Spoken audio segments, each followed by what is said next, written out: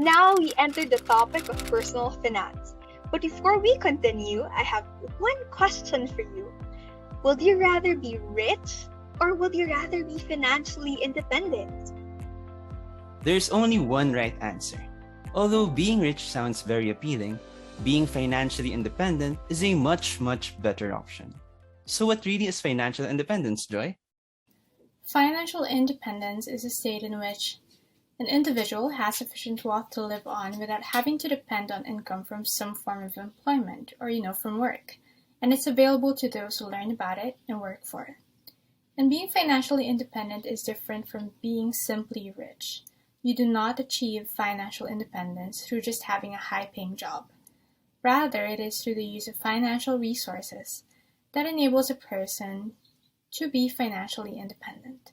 And this is why in becoming one, or aiming to be one should set goals and be smart. This is where SMART goals come into play. As is for specific, you have to truly understand what you aim to achieve in the first place. Answer the following questions. Who? Who is involved in this goal? What? What do I want to accomplish? Where is the goal to be achieved? When? When do I want to achieve this goal? How many years from now is it? Why? Why do I want to achieve this goal? M is for measurable. Use a specific criteria that provides you a measurement to let you know about your progress, your goal. How many or how much? How do I know if I reached my goal? What is my indicators? Then A is for attainable. The goal should challenge yourself, but also be defined enough so you can achieve it. Do I have the resources and capabilities to achieve the goal?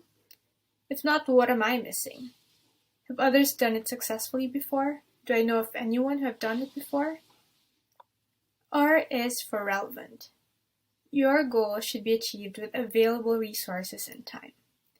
Is the goal realistic and within reach? Is the goal reachable given the time and resources? Is it even feasible to begin with? And are you able to commit to achieving the goal? Are you willing to commit to achieve the goal? And lastly, T is for time bound. Have a start and finish date in order to have a sense of urgency. As I've mentioned earlier, you have to set your timeline. So does my goal have a deadline? By when do you want to achieve your goal?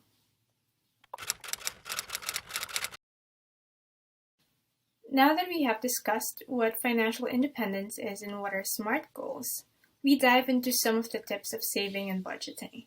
In order to save, some things you could do is to avoid impulse buying, do research and about, aftermarket expenses, schedule auto deposit of funds to savings, don't have to think about it anymore, and split your money into multiple different accounts for different purposes, for example.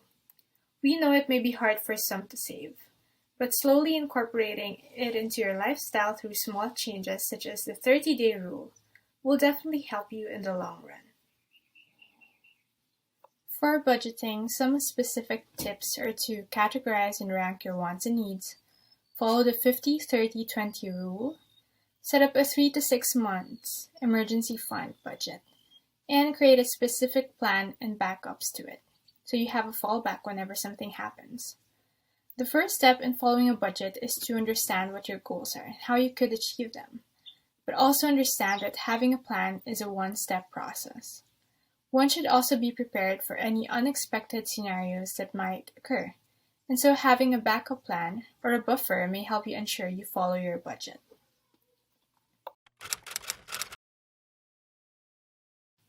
Do you know the concept of credit? Do you know how credit can be useful in our everyday lives? Learn the concept of credit and its importance to see how you can take advantage of it. Credit is the ability to borrow money or access goods or services with the understanding that you'll pay later.